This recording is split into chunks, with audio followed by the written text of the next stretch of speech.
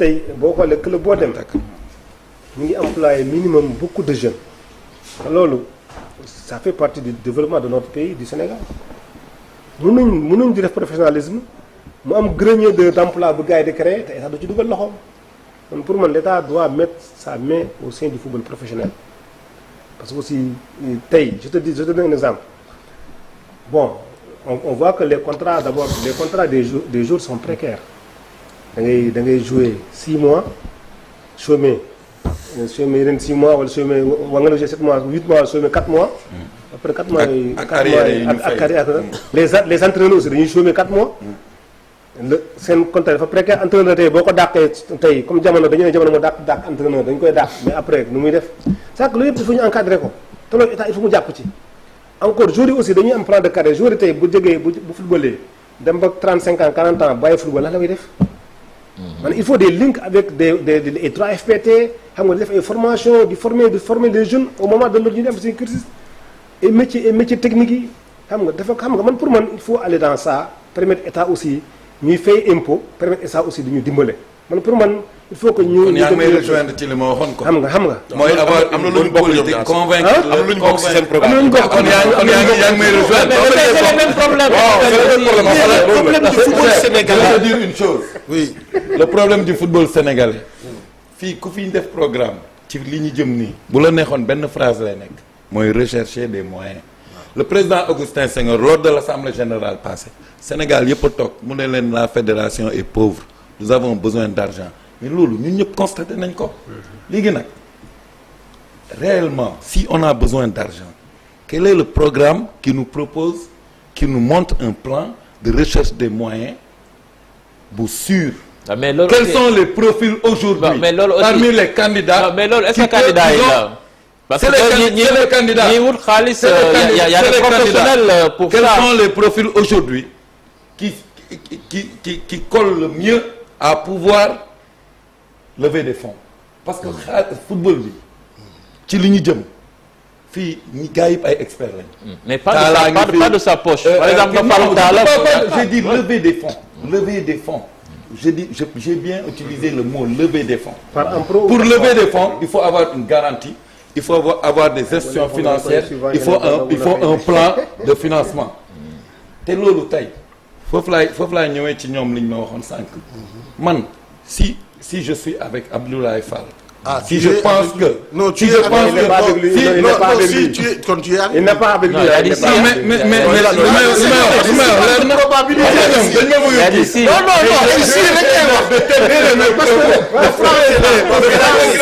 le français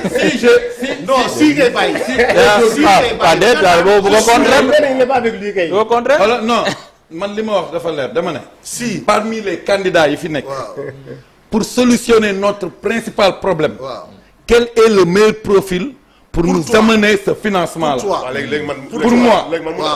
pour moi je pense que tey tu penses pas il faut dire non je xam nga non Fall bàyyi ko c'est que instant bi day roube quoi mais comme moom sama grand la damay yaru rek ba émission bi jeex du ma génn loo du ma déborder fleuve bi damay yam rek parce que gars yi xam nañ ne man damay génn mais moom dama ko respecté moom grand Madi samay grand lañ am na lu bëri luñ dund je l'ai appelé il y a 1 an bi muy door a jóge màkk boo fàttali ko on a parlé du problème du football sénégalais ma ne ko grand Talla yaa ngi woon ci candidat yi non bàyyi ma jaaraale foofu mu xam man non mais dama bëgg nit ñi déggaale ko waaw mais dama bëgg nit ñi déggaale ko dama ko woo il y a 1 an ma ne ko Talla footballu Sénégal li ci Madi Touré def ñun ñëpp teg nañ ci suñu bët parce que tamit ku gis nen na ngi nii da nga naan nen a ngi nii yaa ngi dégg mu am lu bëri lu mu contribuer ma ne ko Babacar Ndiaye Teungueth FC ma ne ko tey dafa bokk ci lii defar football ma ne ko Abdoulaye Fall li mu def Ligue de Diourbel li mu def AS Bambey profil bi mu am dafa bokk ci football Abdoulaye Sow li mu dox ci li mu def ci Ligue amateur kenn mënu ko romb tudd fa Maam Adama Ndour tudd fa keneen ak ba tudd ci Augustin pour wax ko ne ces figures là matuñu 10 xaw ma 15 bu ñu tëj woon ci nekk bu ñu génnee football bi am solution te loolu kenn mënu ko weddi du maam Adama mi toog fii du moom mi toog fii du keneen ñi may déglu. mais xam nga lan la. des fois on est omnibulé par nos carrières. da ngay am des objectifs fixés te loolu amul ci football. le football c'est de l'adaptation. le football c'est des mises à jour périodiques. c'est des mises à elle est dynamique merci. bon pour léegi ma wax ci profil bi gis nga Cheikh bu la dara nax. maam Adama li mu bëgg liggéey nii ci football professionnel man li ma bëgg def ligue amateur keneen ak keneen pour ñu def ko il nous faut des milliards qui rentrent dans le football te milliards yooyu pour mu dugg c'est des institutions financières te institutions financières yooyu pour ñu financer ko il faut que ñu am des dossiers capables de passer mooy lan être garanti par l'État être accompagné ba pare avoir la confiance de l'État te loolu tey aujourd'hui Abdoulaye Fall inspire tout cela inspire tout ça. Maintenant, si eux, ils ont des coalitions à cause de, il est dans une coalition, Abdoulaye Fall. Il est dans une coalition. À cause de problèmes politiques. Non, il est dans une coalition. À cause de problèmes politiques. Il est dans une coalition. Et de rassemblement. Non, il est dans une coalition. Je vais t'expliquer une affaire. Hier à Dakar, qu'est-ce qui s'est passé à Dakar? Nous, on a essayé de créer un nouveau modèle. pour que ñun suñu biir liggéey ñu mën a tànnante seen bopp mais non dañu dem ba ci biir ñëpp àndoon ci projet bi dañu dem ba ci biir ñu ne non ñii comme am seen candidature leerul ku ñu àndal leerul kon diw la ñu àndal parce qu'on a choisi de révolutionner le choix de nos dirigeants ñu ne diw la ñu àndal ñoom ñi ñu àndaloon ñu bàyyi ba dernier moment bi ñu ne comme kii moo may jàppale moom laay jàppale xooloo ndax moo gën ci ligue bi xooloo ndax li muy def moo gën a baax. Voilà.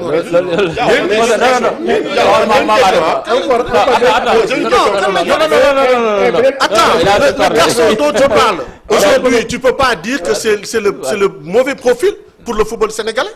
Non, kii c'est son avis li mu joxe c'est son avis c'est son avis yow yaa ngi sa xalaat nii c'est bon profil ou un mauvais profil dama ne le choix vous avez axé sur le soutien d'une personne boo ma soutenirul du ma la soutenir. yéen lan ngeen def loolu moo toog télé ñëpp di ko. mais lan ngeen def kan la def la ne loolu la wax dafa ne. man damay soutenir Niambay parce que moom moo ma soutenir. mais il lui a rendu la politesse. non dama parce que non il lui a rendu la politesse. pour man parce que pour man ligue régionale wala district bu ñu tànn ki leen di jiite dañu war a xool profil bi gën. mais du ma xool maam Adama Ndour sama xarit la wala maam Adama Ndour candidat la à la Ligue Pro ëllëg. moom laay àndali nga ne non jàppale leen Yann. mais Yann yéen vous faites pire. vous êtes en train de parrainer 12 ligues régionales sur 14. voilà bu fekkee ne affaire parrainage nga wax carrément may la xam nga yéen vous n'avez pas la bonne information. non parce que xam nga yow ñun nous la bonne information ou pas. Ablaye Fall a commencé à parrainer les ligues les plus lointaines. peu importe et avec quel moyen. et avec quel moyen et avec quel argent. et avec quel argent. ñun ci àll bi. Pierre coupé ma micro yi voilà Mame Adama voilà.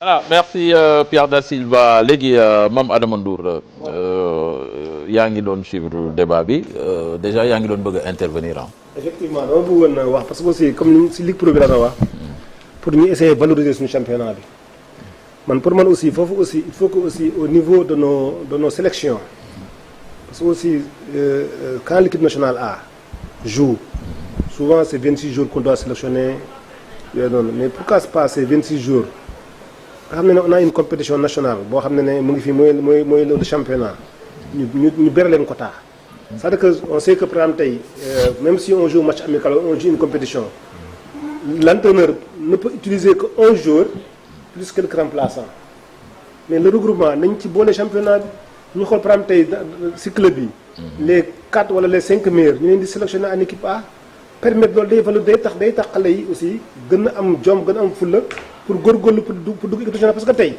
jour bu ci am chance dugg équipe nationale rek bu nga génn dem à l'extérieur mais ce club day am retombée financière day gën a doole suñu championnat bi ça c'est une bonne politique. mais est-ce que tey jii amul ay joueurs yoo xam ne dañ leen di convoquer équipe nationale tout en sachant que yeneen soubassement moom moo ci nekk pour peut-être ñu génn ñu nangul ko ñeneen ñi. te man li may wax mooy man xam nga soubassement yooyu man li may wax mooy c'est-à-dire que quand l'entraîneur comme je dis exemple Pape Thiaw il suit le championnat s'il voit que y a un poste comme latéral droit wala ak central wala attaquant benn jour boo xam ne mu ngi def feu flamme ci championnat bi mais mu sélectionné ko parce que tey sélection boobu noonu day may booy bi visibilité day may booy bi sortie te bu amee club à l'extérieur day xaalis day dugaat ci biir fédération day dugaat ci championnat da doon sélection bu mérité. bu mérité laa wax mérité laa mais yéen mais fii il fut un temps Sénégal bu ñu doon joué on n'avait que quelques sénefs et 3-4 sénefs suñu championnat bi doo doon valoriser jamono yooyu noonu. C'était des garçons talentueux. waaw mais hyper talentueux. C'est-à-dire qu'ils partaient d'ici ils signaient pro de suite. voilà mais aujourd'hui am na booy mën a football si. non am na de yaa naa comme période bi ñuy wax par exemple. ay kaw ñoom Ismaïla Sarr kii bi mu koy dénicher fii. en